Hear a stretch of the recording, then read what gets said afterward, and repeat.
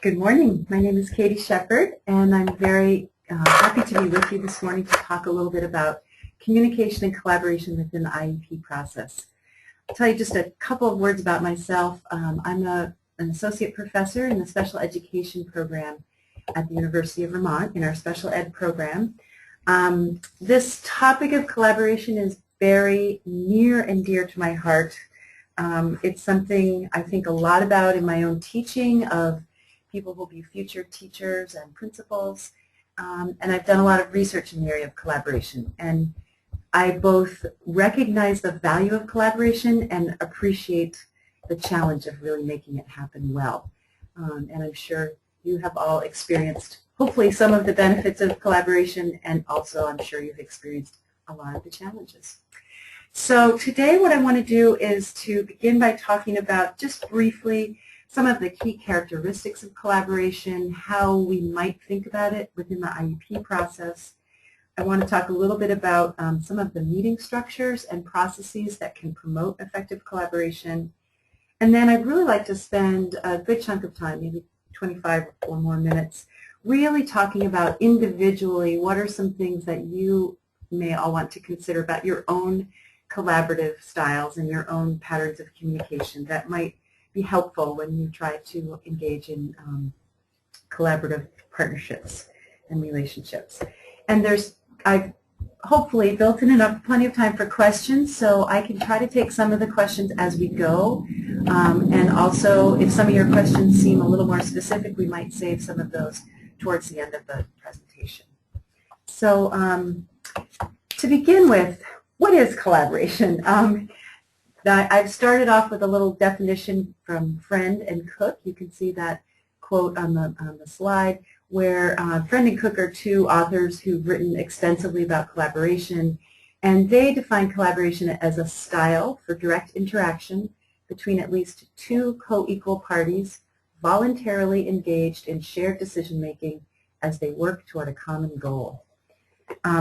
As you look at that definition, you can probably see a lot of reasons why it's tricky to make that happen. There's a lot of aspects of that definition of collaboration that we don't readily see in schools. So we're going to talk about that as we go today. It's also important to think about collaboration as it relates to the IDA and the IEP process. As you all know, parent participation is one of the 6 principles of IDA, and as such, we need to ensure that schools are involving parents as educational decision makers. You know that when your kids become of transition age, that they need to be involved in transition and IEP planning.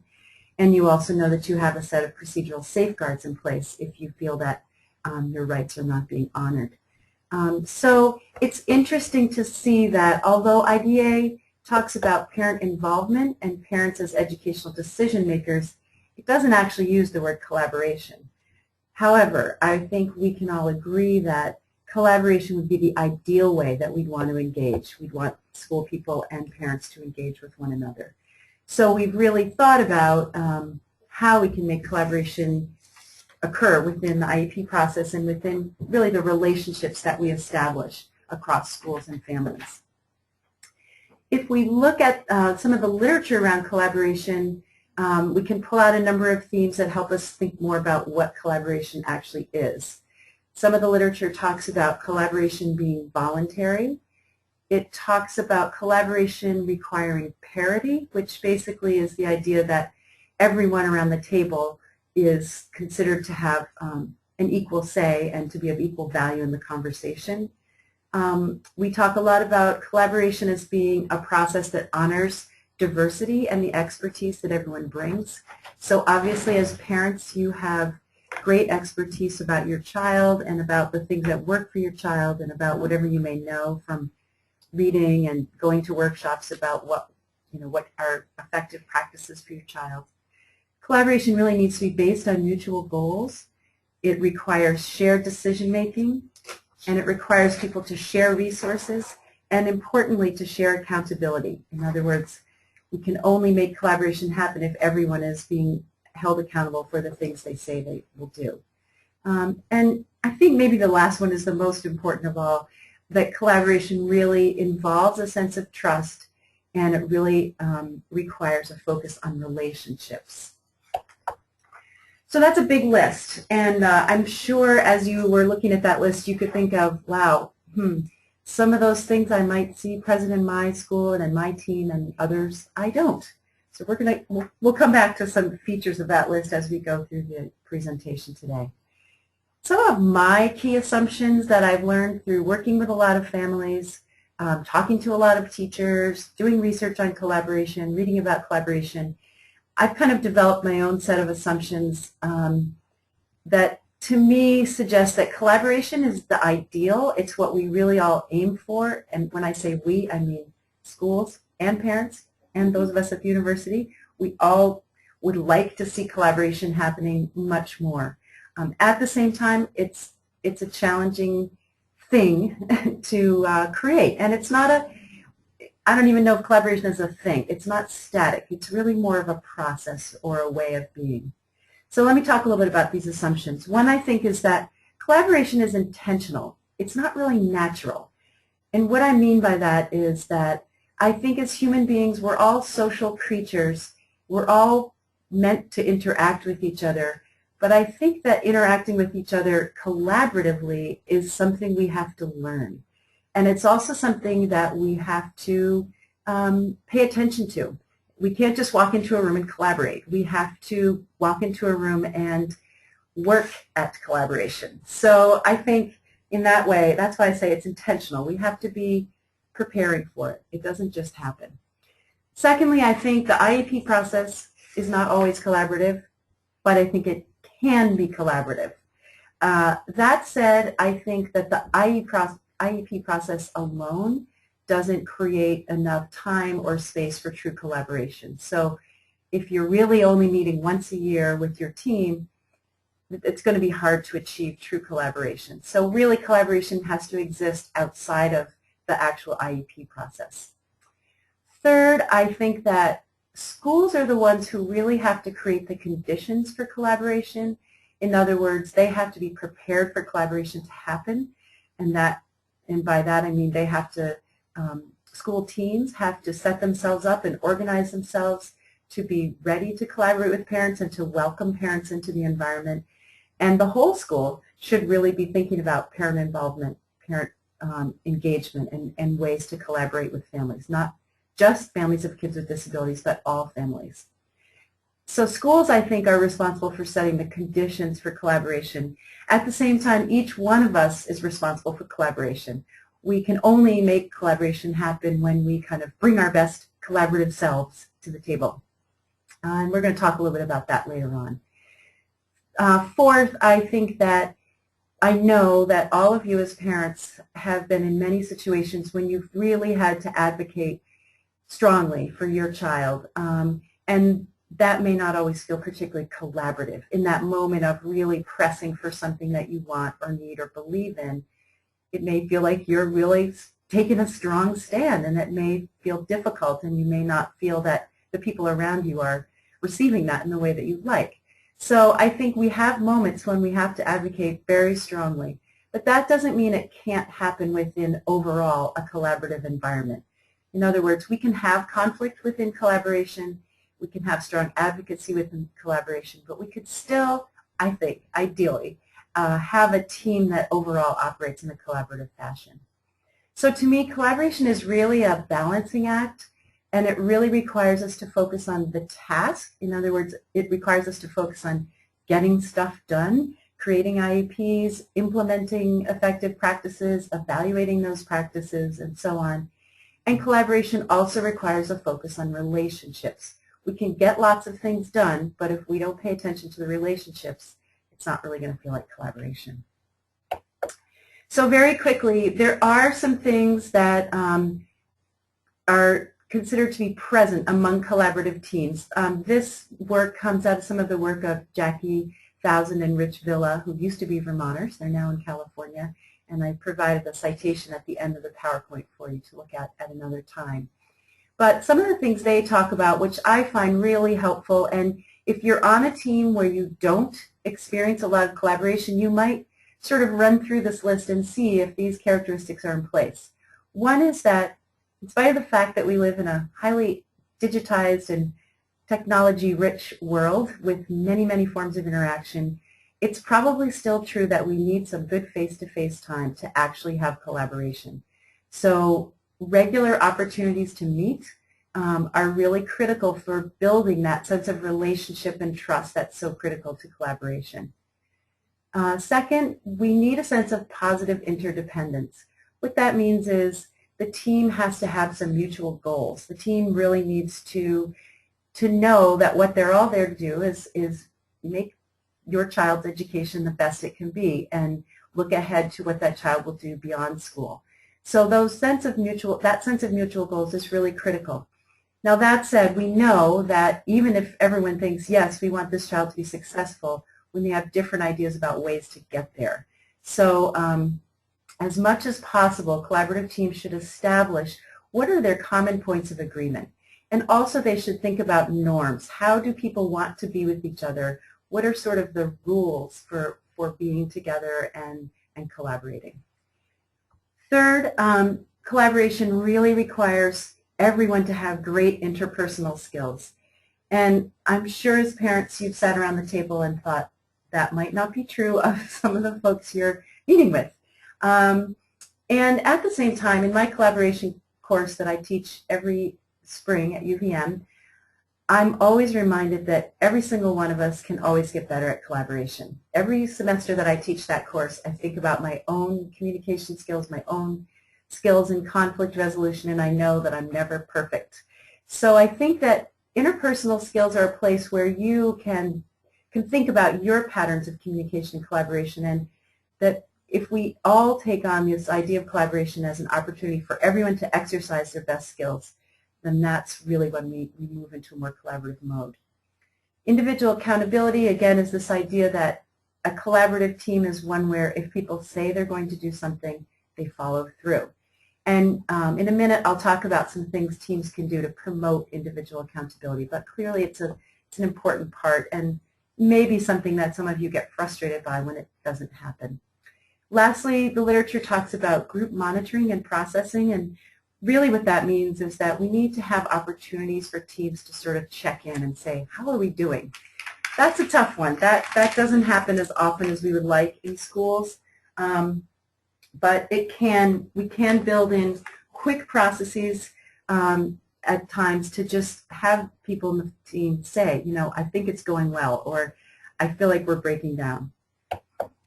So here are a few things that teams can think about in terms of creating an atmosphere, the conditions that will promote collaboration. Again, one of those is regular opportunities to meet. Now, of course, by law, IEP teams are only required to meet once a year. However, some of you may be on teams where you have, where your child's team may be able to meet more often, and people generally find that's a really positive thing to do, that the more, more regular opportunities to meet make a difference. You may also look for other ways. If you can't meet face-to-face more often, you may set up some other ways using email and other forms of communication. Second, I think it's really helpful within traditional meetings that teams use agendas, that we put time allotments on different items so we don't spend the entire time talking about the first thing on the agenda and never get to the end of the agenda. That is something I would see mostly as a school responsibility.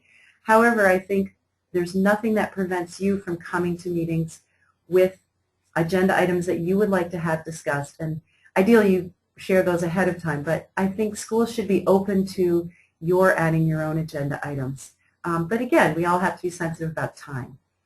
The use of minutes and to-do lists can really help promote individual accountability. If everyone walks away from a meeting knowing exactly what they're supposed to do, and that's checked in on the next time they get together or through a different form of communication, that should help people get that sense of shared responsibility and accountability.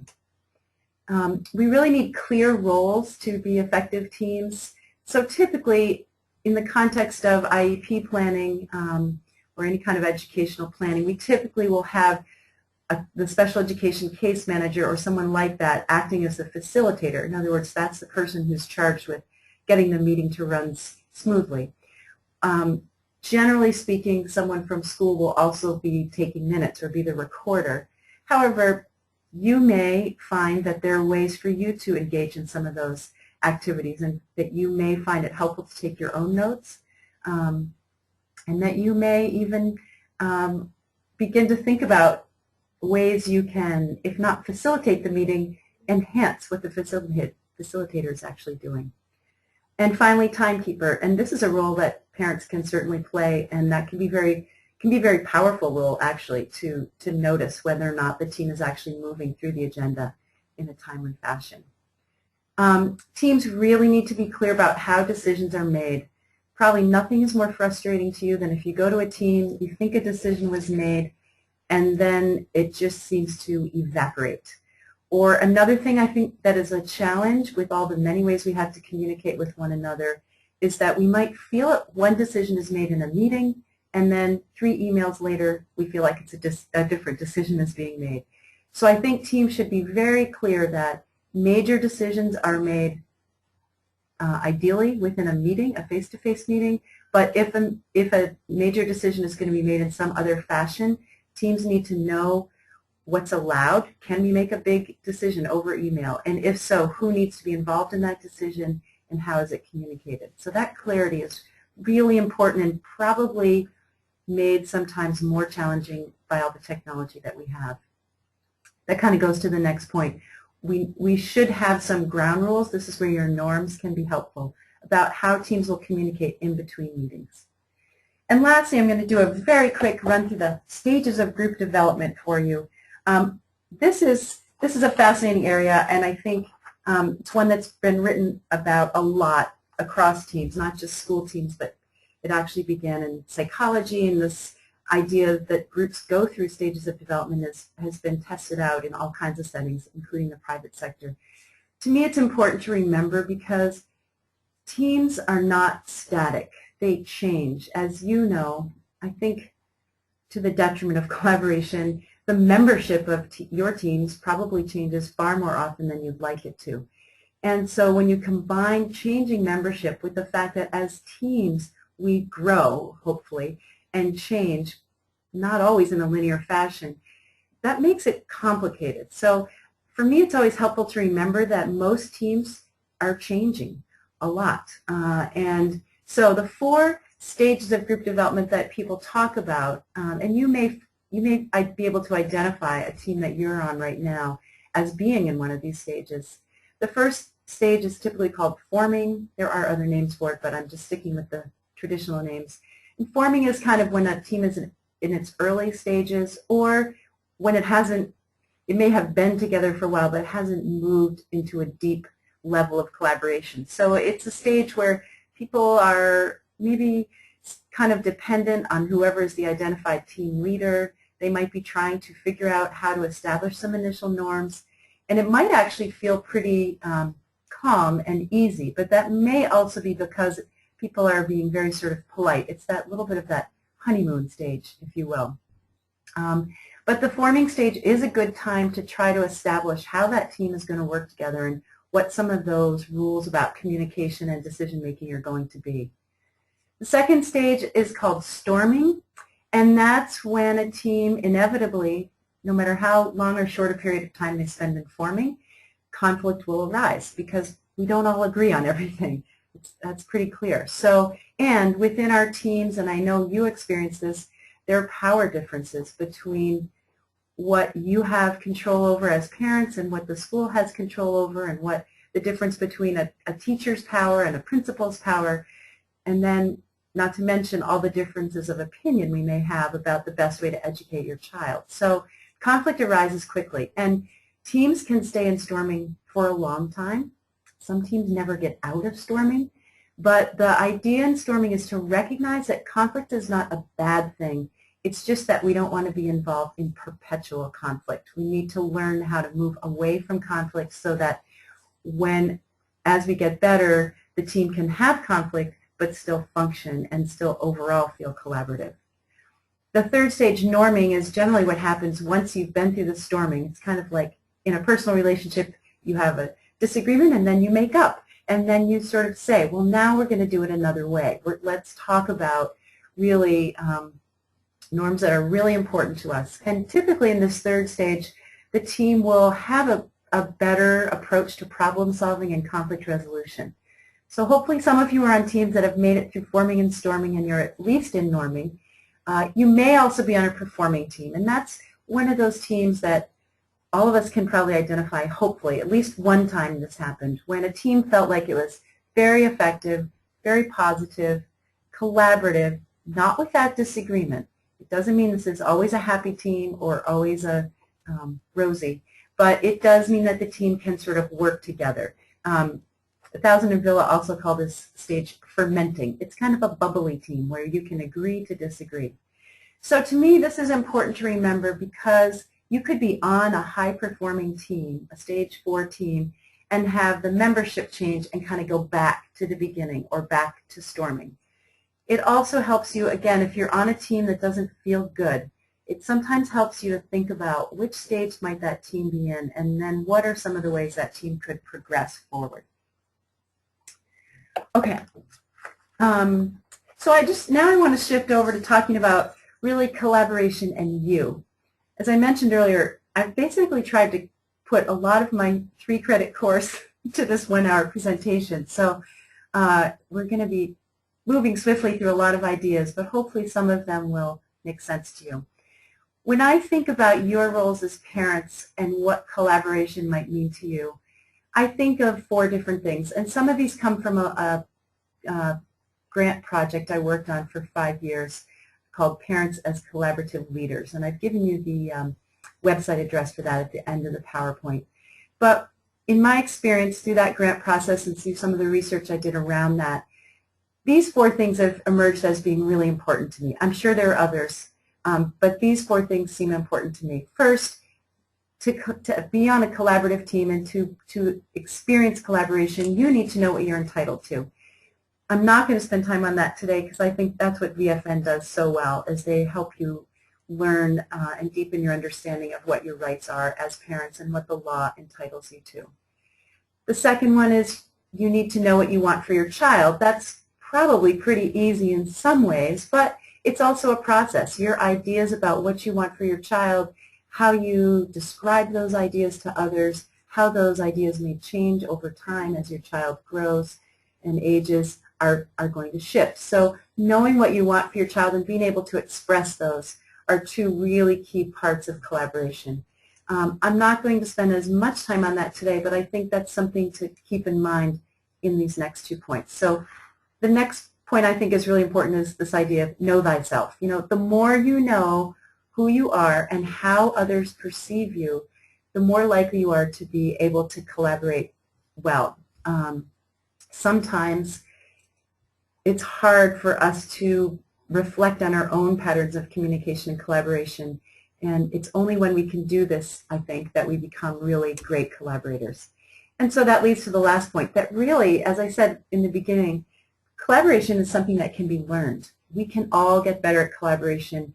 And if you even take on your role as a collaborative leader, and I don't mean that you have to go out and run for office or pass a law or anything like that, but if you understand that in a way you're doing a lot of leading within the collaborative process, and you think about that as a skill that you can learn, that's, I think, when you can move into an even stronger sense of collaboration and a stronger sense of yourself within collaboration. So knowing yourself, what is it you have to know about yourself, or what is it that you might want to know about yourself that can help? The first 2 bullet points here come from some of the work around, it's commonly known as the Myers-Briggs type indicator. I'm not going to go deeply into that framework, but I think the Myers-Briggs type is really a whole set of research and assessments around who we are as people and how we present ourselves to the world. And I think that 2 key aspects of that assessment and that typology are really applicable to collaboration. One is whether or not your tendency of life is to be a little more on the introverted side or the extroverted side, and I'll talk much more about that in the next slide. The second is how do you make decisions, and how do others see you making decisions, and how do other people around your table, how do other team members make decisions? And to some degree, what we find is that our decision-making styles themselves may come into conflict. A third part of knowing yourself is knowing your comfort level with conflict, and also knowing the conflict style that you tend to use when you are confronted with conflict. And finally, I think, we really need to be aware of what our own personal context is.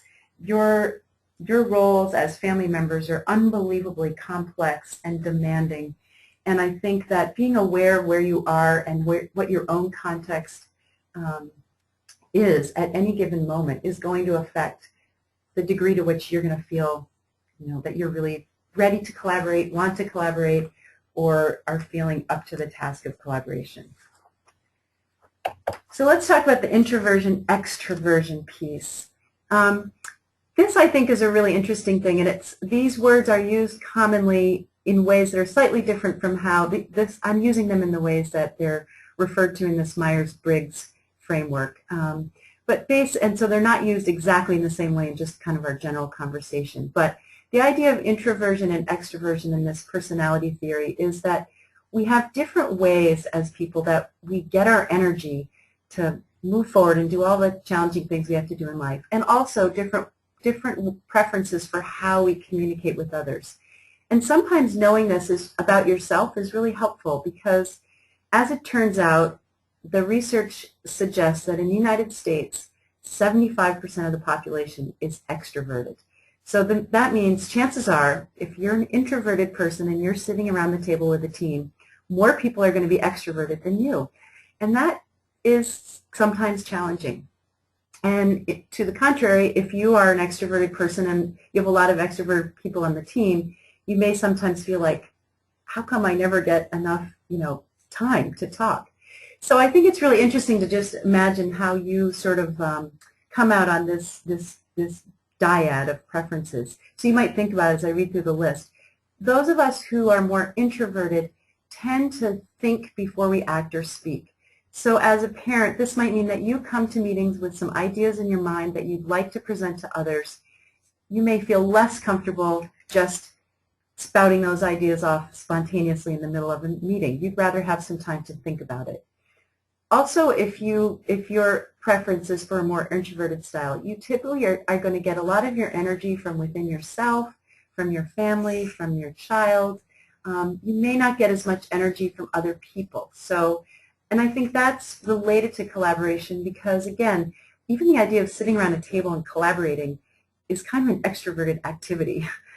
So those of us who are introverted may want to think about really gearing up for the act of collaboration and getting ready to participate. So if your preference is to be more introverted, you may want to try to write things down and do a lot of reflecting on what it is you think you're going to say during a meeting and bring that with you so that you kind of fortify yourself before you enter into this extroverted activity of collaboration. And finally, it's important to note that those of us who are introverted take action, but may reserve energy for the things that are most important to us. So again, as a parent of a child with a disability, no matter how introverted you are, you may well be able to stand up and really advocate for your child during a meeting because that's really important to you. So on the flip side, those of us who are extroverted tend to think about, we tend to talk out loud, work out our ideas out loud. So rather than having ideas fully formed, we say them out loud. So again, if you're a parent and this is your style, you may find that during a meeting, it's pretty easy for you to respond when people are throwing out a whole bunch of ideas about IEP goals, for example. On the other hand, you might get frustrated that a lot of people are sharing those ideas out loud, and it may be challenging to prioritize those ideas. If your preference is more extroverted, you tend to draw your energy from others, so being at a meeting that's supposed to be collaborative can feel really good to you. On the other hand, if that collaborative process is breaking down, that may feel very uncomfortable or even intimidating. People who are more extroverted tend to learn through doing and speaking, and they also tend to be a little more spontaneous and action-oriented. So though again, there's a lot to that introverted-extroverted dynamic, but I think it's helpful when you're sitting around a table of people to sort of think about, okay, who am I on that dimension, and who are the other people on this team, and to what degree does that affect how we communicate with each other. By the way, if any of you ever watch TED Talks, there's a fabulous TED Talk on introversion by a woman named Susan Cain, and she really does a wonderful job of talking about that dynamic and how challenging it is in some ways. So the other thing I want to take away from the Myers-Briggs personality type stuff is this idea of how we make decisions.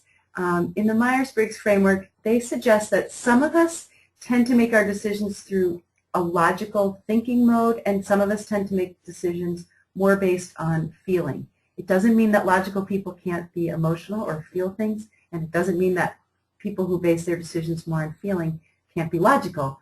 But it does mean that when we're in a tough time and we need to make a decision quickly, we're going to revert to one way or another of making decisions. So for those who prefer the more thinking approach to making decisions, we may value a logical and analytical approach. We might be preferring thinking about cause and effect, thinking about, what's true here, what should be done, and what's fair. And I've talked to a lot of parents whose tendency is to make decisions this way, and it's very frustrating to parents who read IDA, see what their rights are, see what practices are being talked about that might benefit their child, and then find that those are not being carried out. It's a very frustrating feeling for those people. And conversely, those who make decisions more based on feeling may be a little bit more guided by personal values than rules, are going to think about empathy and how decisions affect people. They might be interested in fairness, but they might also think more about situations and relationships when decisions are being made, and may be more focused on having things feel good in the moment of decision making. So again, as family members, you may feel that the things you want for your kid, that you may say, well, I know your school has rule X, Y, Z, but for my child that doesn't make sense. I need you to change that rule. I really want to think about how we can accommodate that, my child's needs. And so if you're confronted with school people who seem to be practicing all this logical analytical thing, and your decision making is coming more from what you know about your child and your situation, that can be a very difficult thing. You'll even find within school teams that, again, this is according to research. It may or may not be true for you, but teachers tend to be more on the feeling side of this, and administrators tend to be more on the thinking side of making decisions. So sometimes a team can feel like, okay, we've made a good decision, and then it seems to get kiboshed by this, no, we can't do it because it's against the rules. So a lot to think about on that dimension, but again, if you're in a team and you're at the moment of making a decision and it's a difficult decision, it may be helpful to you for you to think about how you make decisions and how that might be different from other people around the table. And so if you're more of a feeling decider, you may want to try to think ahead about how to appeal to the logical and analytical side of the other folks on the team. Okay, the other, and again, this is a big, big topic, and Janice and I were talking before the webinar about some work she's doing with this, some workshops on how conflict styles play into collaboration. So it's a huge topic. We could be doing a large workshop on many of the things I've said today. But I think it's important to recognize, this is part of the know yourself, really important to recognize what your own comfort level is with conflict and what conflict style you're most likely to go to first in a difficult situation. So the literature talks about 5 basic styles. One is competing, and that's, preferring to be right and to have the outcome that you're hoping for to be the one that prevails. I think lots of parents that I've talked to will say that this may not be their primary style, but when you get down to, I really want a particular thing to happen for my child, and I feel like you school folks are not listening to me or not honoring that desire, you're probably going to go into your competing mode even if it's not your primary conflict mode. And if you think about it biologically as human beings, you know, all the brain research that's coming out says overall we're wired for flight or fight. So competing is our fight mode. It's a survival mode, and we all have to do it at times. The downside of always being in competing mode is that you can't always win. And as a parent, I'm sure you all have had to be aware of, you know, picking your battles or being strategic or knowing which things you're really going to go to the mat for and which things you might have to not, you know, have to win in order to make progress on the team. So if your conflict style, if your primary conflict style is competing and you always appear to be competing, that can inhibit collaboration because others may see you as a person who's never willing to back down. And of course that's difficult. It's difficult to collaborate if everybody is only interested in having their position prevail. So sort of the opposite of competing is avoiding, and that's that tendency, and a lot of us have this as our sort of natural, our first approach is to move away from conflict. Conflict is not fun for a lot of people, and you know, most of you didn't choose to have a child with a disability. You didn't choose to have to collaborate with school people, and therefore if your primary style is avoiding, you may think, why do I have to do this all the time? Why do I have to be involved in trying to work things out and working through conflicts with these other people when I don't really like to do that? So avoiding is a conflict style that some people find would be their first choice if they had to, but if it's your first choice, it's unfortunately you're going to have to learn some other ways of engaging in conflict, because avoiding can be useful in the short term. If there's an issue on the table and it's really challenging, you may say, I'm going to move away from that right now. I don't care about that issue, or it's feeling unsafe to talk about it, or we need to stop talking about it right now. So those are times when avoiding is helpful. But if you always avoid, it's going to be obviously difficult for you to express your feelings and difficult for you to have the things you want for your child become part of what the team is interested in doing.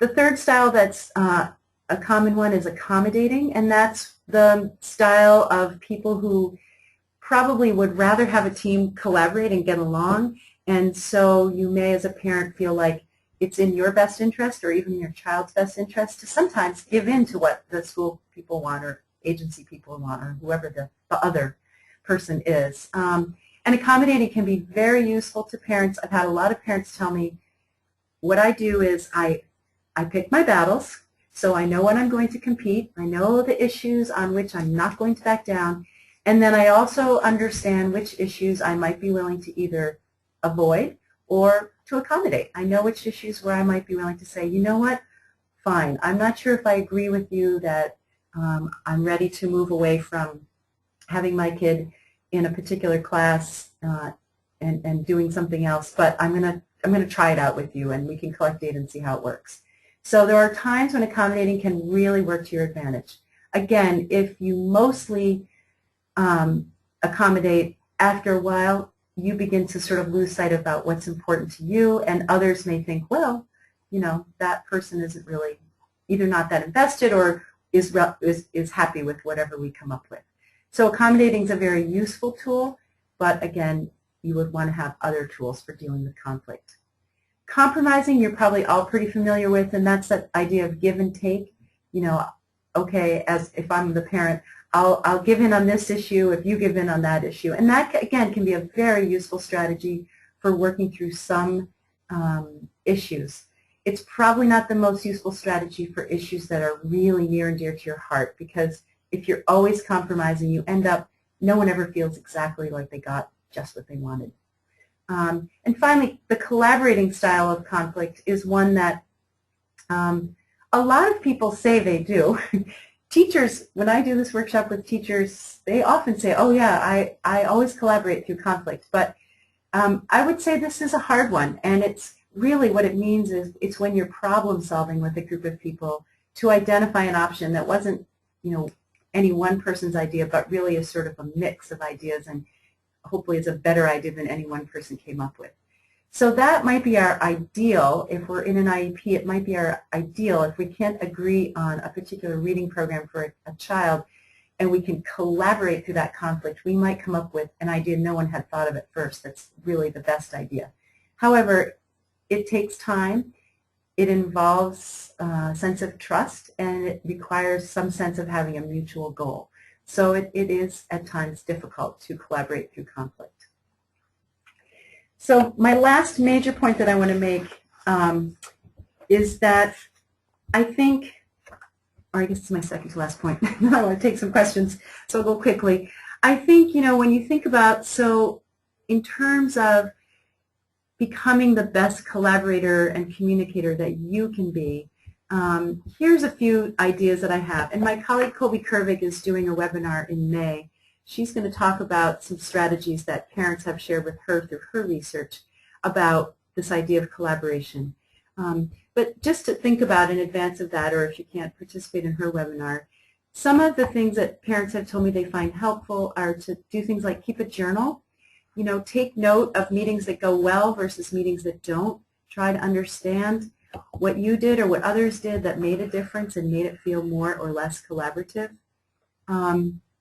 Take time to prepare for meetings. I know time is short for all of you, but again, parents will often say that when they can make time to get ready for an IEP meeting, particularly if you're a person who's a little more on the introverted side, it's always going to feel, you're going to feel more confident and comfortable in that meeting. You might also ask other people to talk to you about how you come across to others. What is the conflict style that you tend to project? What is the decision-making style that you typically engage in? Do you appear to be an introvert or an extrovert? And to what degree do your current skills help you in a team situation? And what are maybe some things that you could actually work on a little bit? Because as I said, I think we all have to learn collaboration. Stretch yourself. Some parents find it helpful to get involved in a parent group or some other kinds of leadership activities where you can practice collaboration with other parents, and it makes it seem a little bit better. Remember that teams are developmental and can change. And really, I know, again, time is short. Take time for yourselves and find ways to, I don't know, look for what feeds you. And then, as I said, Colby's webinar is going to be great around this. So let's see. I think I'll pause there and see what questions we might have. Okay, I've got a question on the screen, and I'll read you the question, and I'll see what I can do to answer it. Our school, like many, is under tremendous pressure to keep special education costs under control. The school is unwilling to add services such as tutoring that will increase costs, despite test scores that show my child is not making progress with the current level of services. So, what is the best way to advocate for these services? Wow, that's a great question. And my first answer, you've already got in here, which is, my first answer would be, collect data that will strengthen your position. It sounds like you've probably already thought of that. And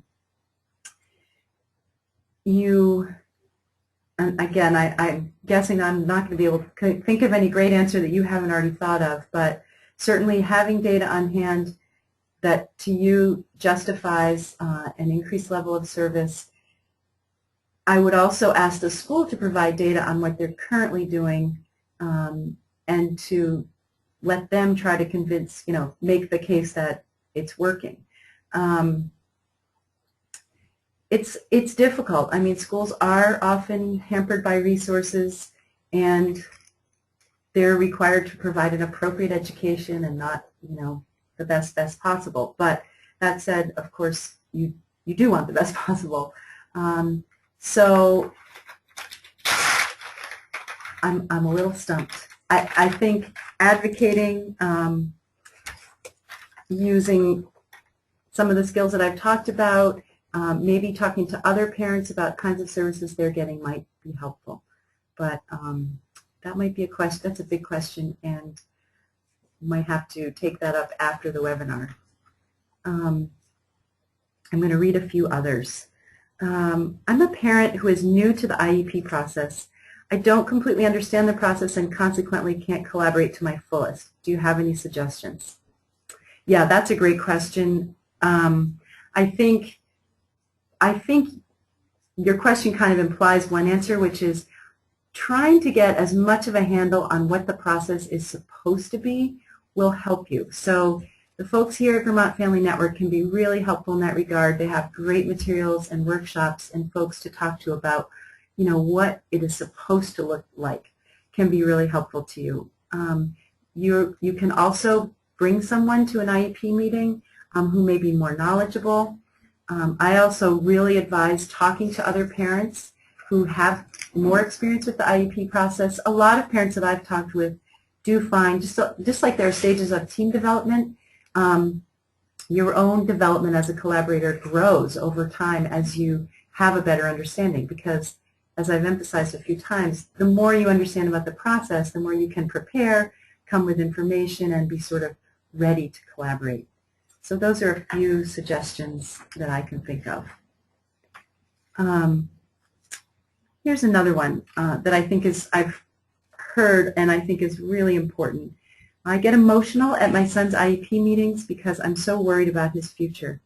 The IEP team seems to be put off by this and communication seems to shut down. Do you have any suggestions for me or the school team? That is such an important question. First of all, I think it's important to know that, of course, you're emotional. I mean, this is your child and this is an emotional process. I think I'm partly responsible for this. In other words, as a person who's preparing teachers, I've become more and more aware of the need to help prepare teachers who get the fact that, of course, parents are going to get emotional in meetings, and of course they're going to find it difficult to talk about things, and we need to do a much better job as educators receiving that and not shutting down. I think I've heard parents talking about trying to identify ways to regulate their emotions so that in a meeting you might say, I'm beginning to feel emotional, I need a 5-minute break, or just saying this issue that we're into right now is one that I need to put aside for a minute because it's a difficult one for me and I need some more time to process it. So I think, first of all, acknowledging that emotion is fine and okay is important. Knowing that schools should do a better job of dealing with emotion is important. And sometimes developing some strategies for holding back on your emotions. I know that's much harder said than done, but that can be important too. I've even heard a parent recently saying that she's gone through whole meetings where she purposefully distances herself because she just doesn't have the emotional strength to really get engaged. And she knows that when that happens, it might come at a cost. The other people might be saying, gee, she's not that engaged today. But for her own health, that's what she needs to do.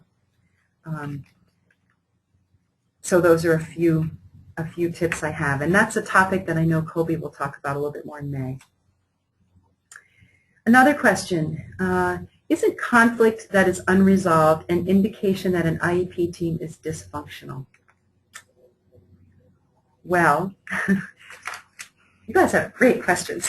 I think unresolved conflict is very, very difficult. And I think if your team feels like it's in stage 2 for a long period of time, yes, that might be a sign that you're not a very functional IEP team. And it may be a time when that conflict needs to have an outside person come in to help, or maybe a time when that team needs to have an outside person come in and kind of facilitate you through that conflict. Sometimes teams get stuck and they need someone else to help. Another thing that sometimes happens when it feels like a conflict is unresolved is that you may be on a team where people sort of take positions and this could be true for parents and school people, that one side wants solution A, one side wants solution B, and they just keep talking from those positions. And I think what you really need to do in those situations is to try, and again, this might require a new facilitator to help you, but to unpack why do I feel so strongly about position A, and why does this other person feel so strongly about position B? And try to see if underneath that you can identify some more specific things that are going on that would show the way to some common ground. If IEP teams get stuck in it's your way or my way, then yes, they are going to feel dysfunctional. I'm an optimist, so I think that it's possible that they could change and work through those stages of team development, but it's difficult. Here's my next question. 2 more and then we'll stop. How many times have you personally been on a high-performing collaborative team? Great question. Well, I have 2 children. Neither one has a disability, so I haven't been in your situation as a parent. I was a special educator quite a while back, and I would say I had a couple of teams where I felt it was a pretty high-performing team, and I think it was because we spent time communicating, we had that strong level of trust, and even if we didn't always agree, we felt we could work through some challenges. I had one team I worked with many years ago, and years later they called me up to kind of re-engage with them about their son as an adult, and that was very gratifying to me because it signaled that we had had a good team during those school years. I'm very privileged at work to be on our own special ed faculty team. That is a very collaborative team, a high-performing team. But I had a revelation the other day. We're going to hire a new person to come be with us next fall, and I thought, oh wow, we're going to have to really work hard at our collaboration because our membership is changing. And it was a little bit of a scary feeling to me because I realized you can almost take it for granted when you have a good team. So I know good teams exist at work. I know good teams exist in schools. I have heard parents talk about the fact that if they look at their teams over the long haul, they can find some high-performing teams, even if it didn't feel like a high-performing team each and every time. And my last question for today, or your last question for today is, second to last. Yes.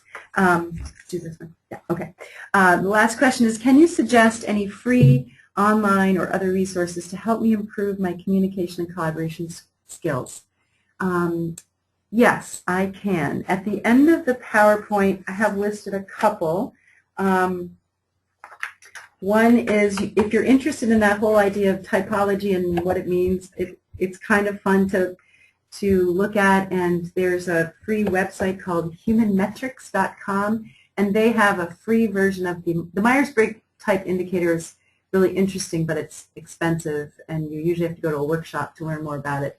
But this young typology test on the Human Metrics site is pretty interesting if you want to think more about those ideas around preferences and introversion, extroversion, how you make decisions, and so on. And some people do find that helpful in getting to know yourself better, thinking about how you relate to others. Plenty of times people say to me, oh, now I see why my partner and I disagree about how to do things with our child, because we differ on some of these dimensions. So that can be really helpful. The 4th bullet, the Parents as Collaborative Leaders website, is one that we developed at UVM with the Pacer Center, which also develops a lot of materials that are used here at BFN. And you certainly can look at some of those. Some of the things on the conflict piece is much better developed on that website than I was able to do it today. Again, the Vermont Family Network has lots of resources, and you should definitely avail yourself of those, including their conference that's coming up. So thank you so much. It was great being able to talk to you today. I wish I could talk with you a little bit more, but perhaps there'll be some other chance for that in the future. So thanks for joining us for today's webinar, and please do visit the Vermont Family Network website at www.vermontfamilynetwork.org, where you can find lots of helpful resources, including archived webinars and upcoming events. And if you would like to talk to someone at VFN, please call 800-800-4005. And have a great day. Thank you.